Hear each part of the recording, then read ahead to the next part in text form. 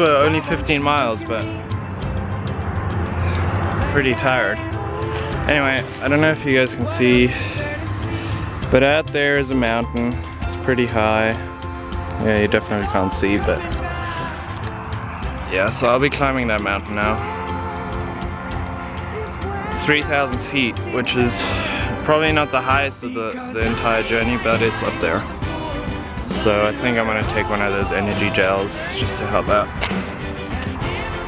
It does feel a little bit cooler, so I'm hoping that as I go up it'll cool down, so I can, you know, with the climb sort of have some compromise at least. Stop for a quick energy bar and some water, and then I'm off. Rain day, can't always get your way. And rain day, can't just do as you may. Rain day, oh, why won't you look at me? Rain day, oh, what else is there to see?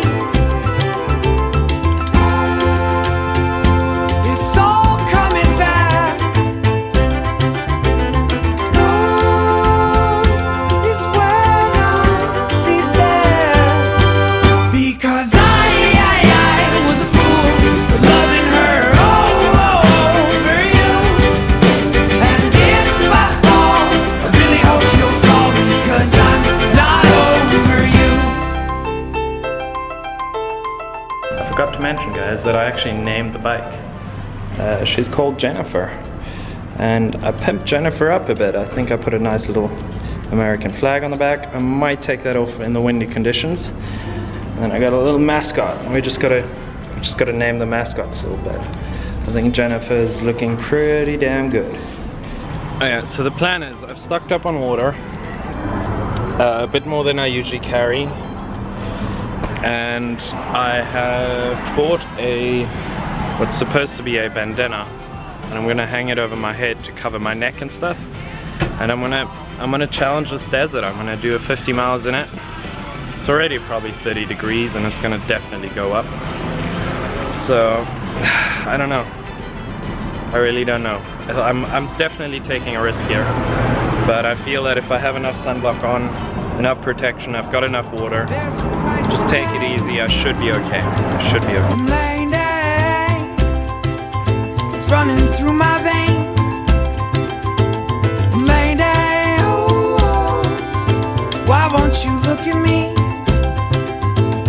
Rain day, oh, what else is there to see? It's all coming back. Dawn is when I see bears. Because I was a fool loving her all over you. I knew this was a bad idea, but this was the moment where I realized that I may have actually screwed up. I may have actually screwed up. Good thing is there are a lot of cars out here, so if it does get too much, I'm gonna try and hitchhike. This is crazy. That's it. I'm 10 miles out, but I'm so close to a heat stroke it's not even funny. So I'm gonna try and hitchhike out if I can. Okay, so this is the point of the vlog where I take over with some dialogue, because I could not vlog after that.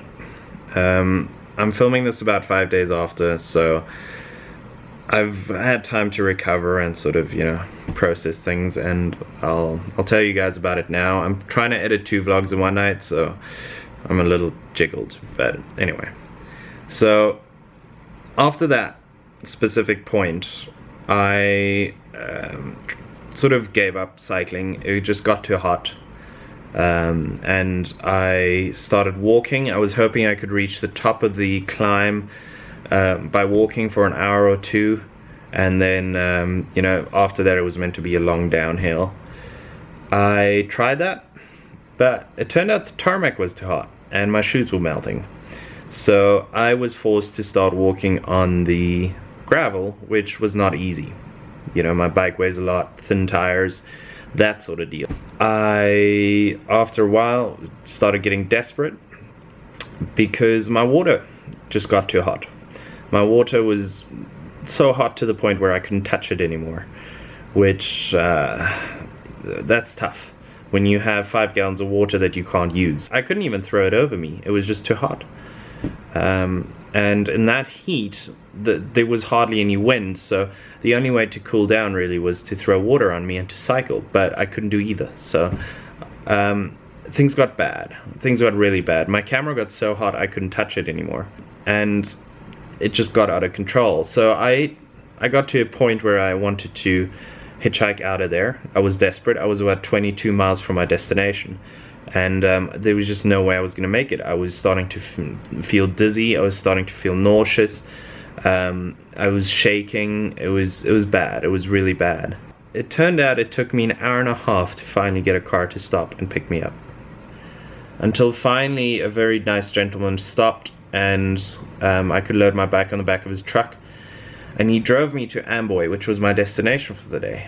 Now, to add to the frustration, Amboy was a ghost town. I had no idea. Like, it was completely abandoned.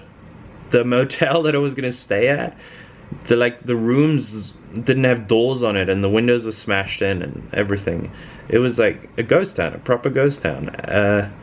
So if I had continued to cycle and push through, which I would have physically not been able to do, I would have ended up in this town that had no water, no food, no accommodation, nothing. I had a tent, but it was 115 degrees. You don't want to stay in a tent in that weather.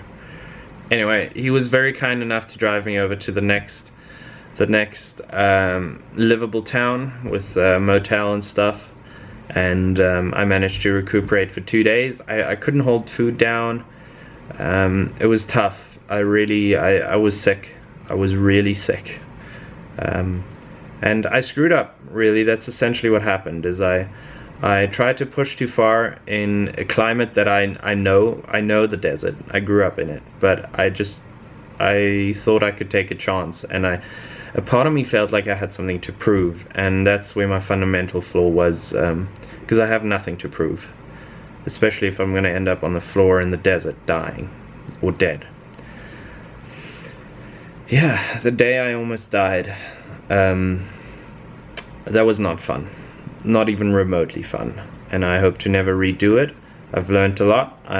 From now on I'll keep my mileage low, and yeah,